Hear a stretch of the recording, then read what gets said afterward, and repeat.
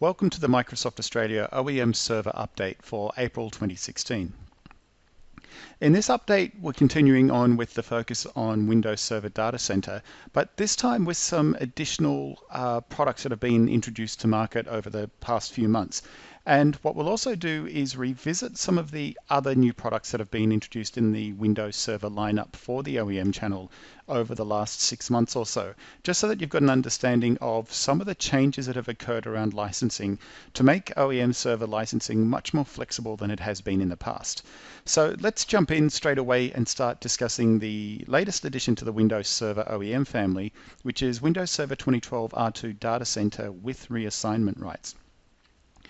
So this is quite important because reassignment rights is something that when we start looking at the upfront acquisition cost of products such as Windows Server Datacenter Edition, a lot of the time people might traditionally lean towards purchasing that through volume licensing because they like the idea of reassigning it to new hardware when their needs outgrow their current hardware.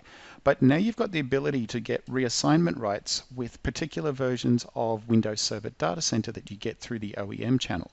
So this means that you get that reassignment right benefit as well as the benefit of buying cheaper through OEM, as well as the benefit of being able to buy it through ROK. So having that pre-install or that ready-to-go option that helps build out your new servers from your preferred OEM partners.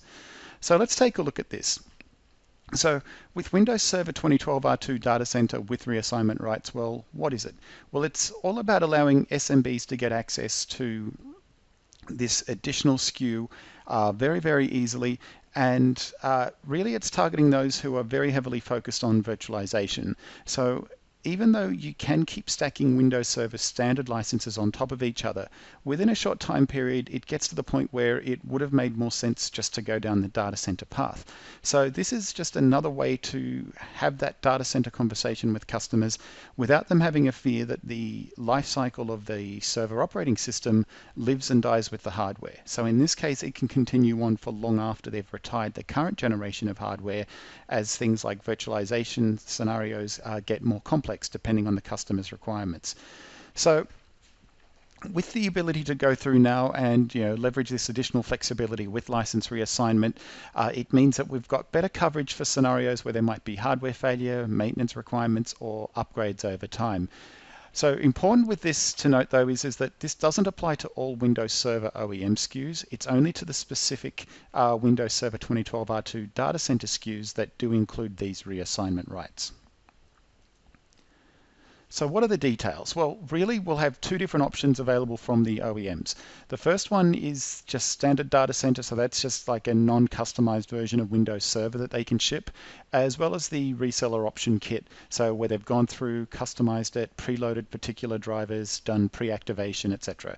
So that's something where they've got the ability to go through and do that.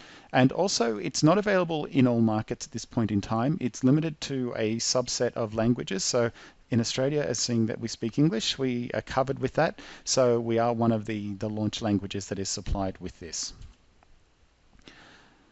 So what are the terms and conditions around supplying this to your customers? So it must be sold with hardware to the end user. So this is something where you can't sell it after you've already sold the hardware. It has to be sold with the hardware, or at least with that initial hardware. Now it also includes a new bill of materials, and that includes a license card that allows you to distribute it with that needs to be kept with the hardware, so that as you're moving from one generation of hardware to another, instead of being like the old OEM sticker that goes on a product, which you couldn't really remove without destroying the sticker, this way you've got that proof of ownership as you go through several, potentially several generations of hardware.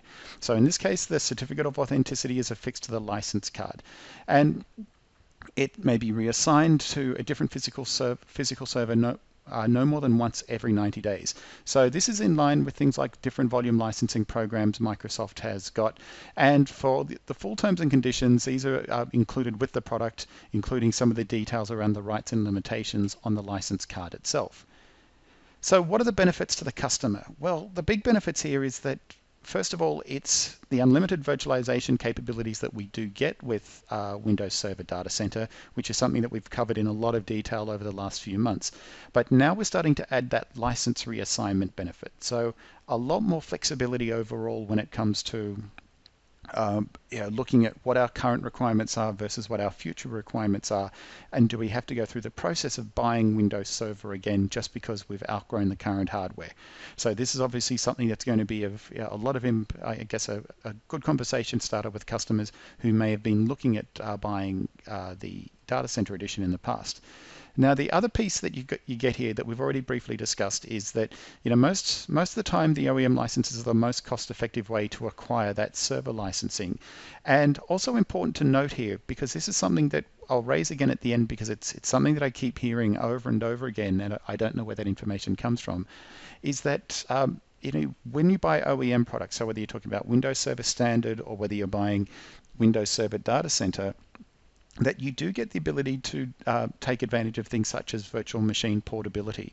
So as long as you're not exceeding the license for the host server that you've licensed, you can move virtual machines freely between different Windows servers as long as the host server has got adequate licenses for the version of the operating system and the number of operating systems. And that applies equally to volume license as it does to OEM server. Now, the other piece that we discussed briefly is that OEMs have also got the ability to build things like the OEM reseller option kits. So this is where they can go through and get pre-tested configurations ready to go and pushed out in a way that their support teams are ready to use as a baseline. So for you as the partner, what are the benefits? Well, it means that it makes it easy for you to have that customer conversation with customers who are sort of looking at the price difference between standard and data center and trying to figure out where they're going to get better long-term value. So all of a sudden, you've got something that you can say, well, look, this is a purchase that we can keep going until you're ready to retire this software solution, not just the hardware solution. So it's a premium SKU, so you can earn higher revenue per license, which is obviously a great benefit for partners. Profitability never hurt anybody. Now, you've got higher incentives, so out of the different OEM licenses and incentive programs that run, it's got the highest one out of the lot. And of course, when you are selling this in different solutions, you've got the CAL opportunity around this. But I guess another important part of this is that once you do start looking at deploying some of these advanced virtualization scenarios for customers, you've also got better service revenue opportunities, because the more complex the scenarios are that you build, the more capabilities you'll be able to provide customers and the more layers of service you will be able to wrap around that to give the customer a good experience. And as mentioned, the OEM benefits that we've just discussed, so we don't need to touch on that one again. So how is this different than buying through volume license? Well, the most important thing here is that there are still differences between buying it through the OEM channel versus buying it through a volume license program. And one of the really important things here is that if someone asks, well, does this mean that we no longer need to add software assurance to an OEM purchase if you have been doing that previously? And in that case, I'd say that if you were looking at adding software assurance just for the reassignment rights, then I'd say yes, in this case, this single product will replace that. However, one of the other benefits that you do get when you're looking at software assurance is the new versions of products becoming available. So with this year being the year that Windows Server 2016 will be released, that means that you also need to take into account, what role does Windows Server 2016 play? Now, this is something that we'll be starting to focus on more heavily over the coming months with the Australian OEM team content that we produce, because obviously that's a really, really major update from Microsoft. It's going to have a big impact on virtualization and your cloud integration scenarios. So that's something that you do need to take into account. So my recommendation on this is that if you do have customers that want data center, but they also want new versions of Windows Server as they become available, I'd be going down just the regular OEM Windows Server 2012 R2 data center with software assurance rather than buying the reassignment rights version. Even though you could add software assurance to the reassignment rights, you're kind of already paying a little bit extra for that reassignment right anyway. So you might as well just buy the standard product, or sorry, not by standard, I mean the regular version of data center along with software assurance. But we'll come back and talk about some more of these things as we go through. Now, I'm not going to spend a lot of time going through every single point that we've got on this slide here. Really, the important things here is when we start looking at data center versus data center with reassignment, what we start getting there is really those differences around the reassignment rights. So it's still data center under the covers. We still get the benefits of data center in terms of the licensing benefits, etc.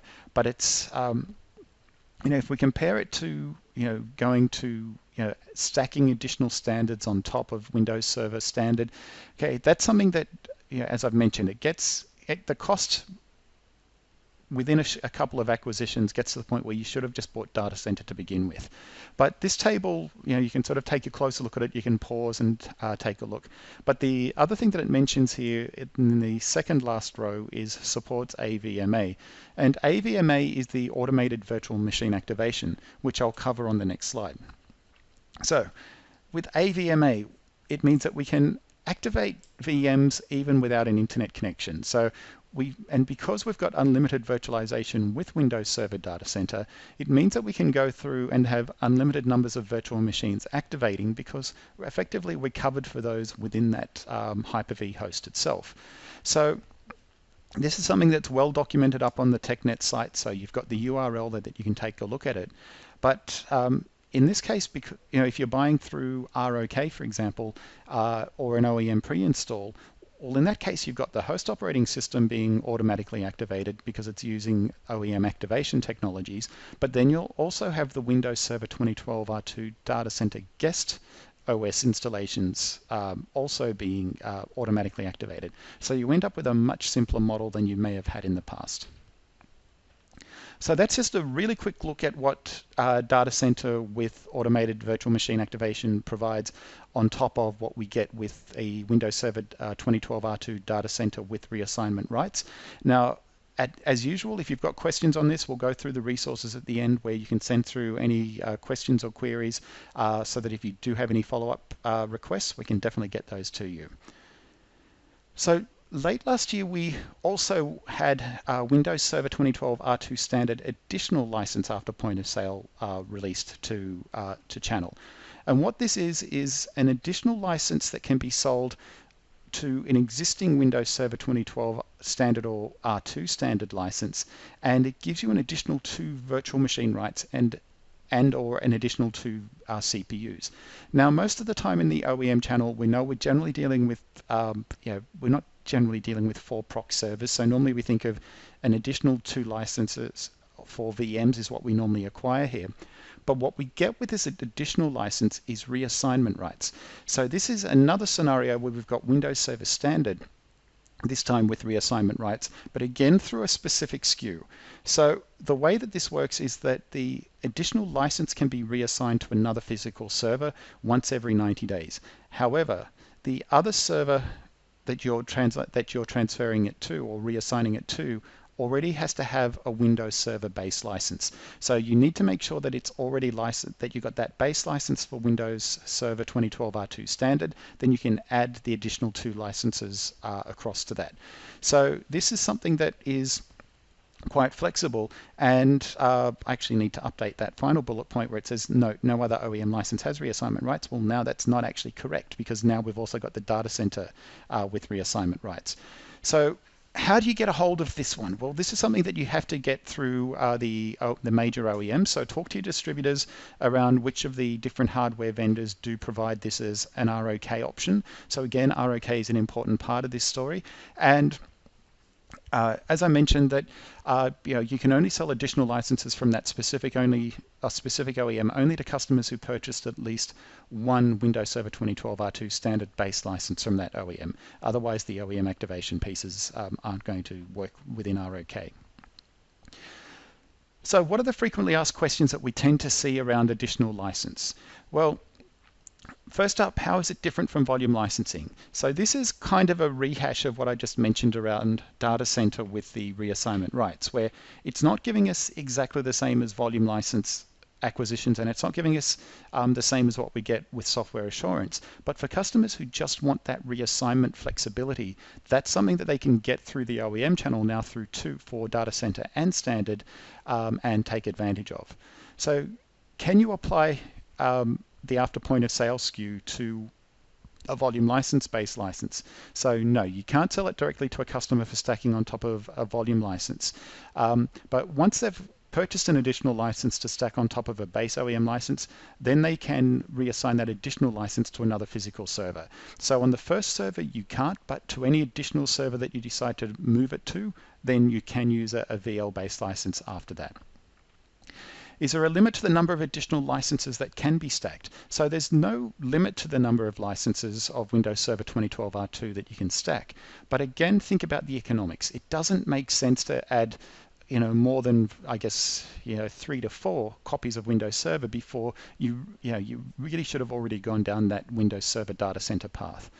And now the final question that gets asked frequently around this, which is there a time limit within which the additional license must be purchased? And no. So this isn't like applying software assurance to OEM products where you have to do it within 90 days, for example. This is something that you can add at any point in time. So you just call up your OEM distributor, say you want an APOS license, and then you can install an additional 2 virtual machines as needed. So now that we've addressed that one, let's move on to the next one, which is SQL Server Standard with Windows Server ROK. So why is SQL Server being offered with Windows Server now? Well, the big reason for that is because there's a great market opportunity out there right now, because SQL Server 2005, it's reaching end of support this month. So April 2016, specifically April the 12th, it's gone into the end of extended support. So this means that if you think about all of the different line of business applications, all the different workloads out there, that you may still have customers running on SQL 2005. So hopefully you've already addressed a lot of these with customers who, when you were going through your Windows Server 2003 migrations, but there are still going to be pockets of people with maybe old versions of Windows Server and old versions of SQL Server, and the pricing benefit that they'll see through buying through the OEM channel is going to start giving them some of these additional capabilities. So exactly what is it? Well, there's actually 2 different SKUs. And the reason why there are 2 different SKUs is that SQL Server can't be BIOS locked like Windows Server can. So it needs to be bundled with Windows Server. And the Windows Server in this case will be BIOS locked to the OEM. So what you get here is the choice of either SQL Server Standard with Windows Server Standard or SQL Server Standard with Windows Server Datacenter. So again, this ties into that conversation we've been building up over the last few months, which is, when do you choose between standard and data center? Well, if you've got more than basic virtualization requirements, data center is going to make a lot more long-term sense. So once you've got those, could you then go through and say, well, can I apply software assurance to these, for example? So that's definitely a yes. So just, all of the authorized Microsoft distributors are also open license distributors. So they'll be happy to have that conversation with you. And the other question that comes up is, well, how is this product different from SQL volume license? And in this case, if you just buy the base OEM product, it doesn't have the volume license benefit of reassignment rights. So that's where software assurance will come in. So with SQL Server, that's another scenario where if you're thinking about reassignment rights, but especially if you add the fact that there's a new version of SQL Server 2016 on the horizon, that also means that thinking about getting the cheaper entry-level bundling price from the OEM team, and then adding software assurance to either the SQL and or the Windows Server component, so that you know that you can stay up to date from there. So now let's move on and talk about some of the OEM server licensing myths that we do encounter on a regular basis. So some of these I kind of touched upon a little bit as we went through earlier, but some of these are now myths because they've actually changed. So what are some of the myths? Well, the first myth here is, that you can't use OEM Windows Server licenses for virtualization, and that's not correct. So OEM Server has the OEM Server SKUs have all the features and capabilities, including the virtualization support. So where you need to take this into account, where this starts changing a bit, is when you do start getting down to products such as Foundation Server, which doesn't include virtualization rights because that is an OEM only product.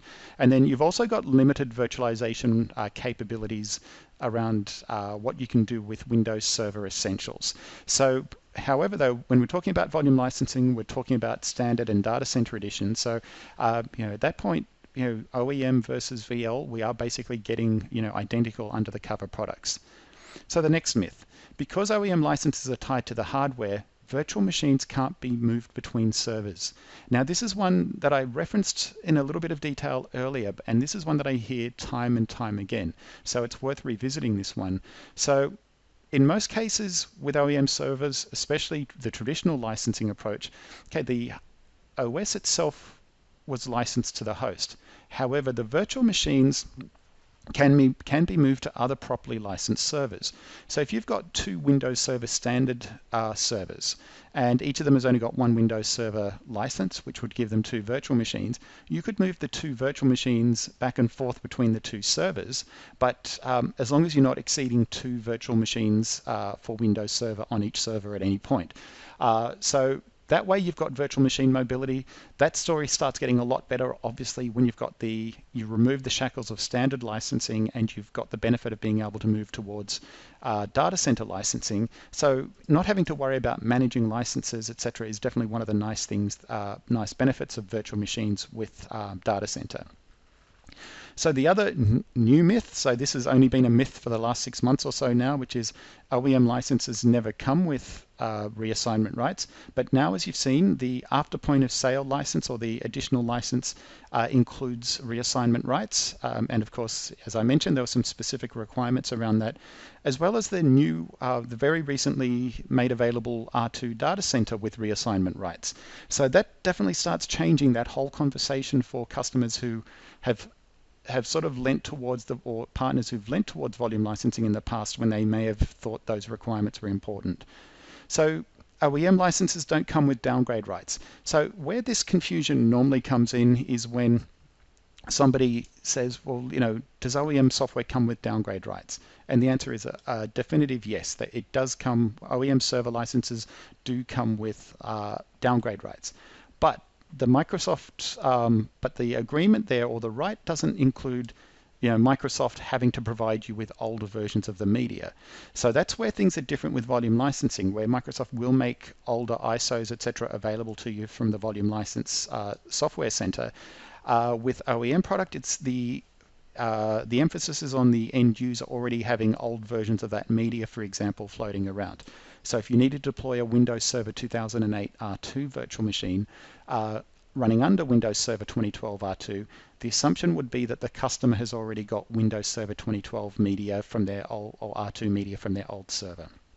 And then finally, one that we've already covered a couple of times over the course of this recording is, software assurance not being available with OEM licenses. So as I mentioned, this is something that, you can add software assurance to an OEM server purchase within 90 days of purchasing or of you selling that to a customer.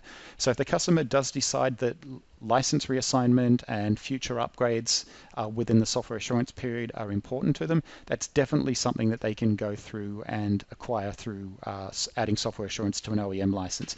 And that way you're getting the benefits of software assurance and volume licensing, but starting with an OEM price point, which is generally going to be quite favorable.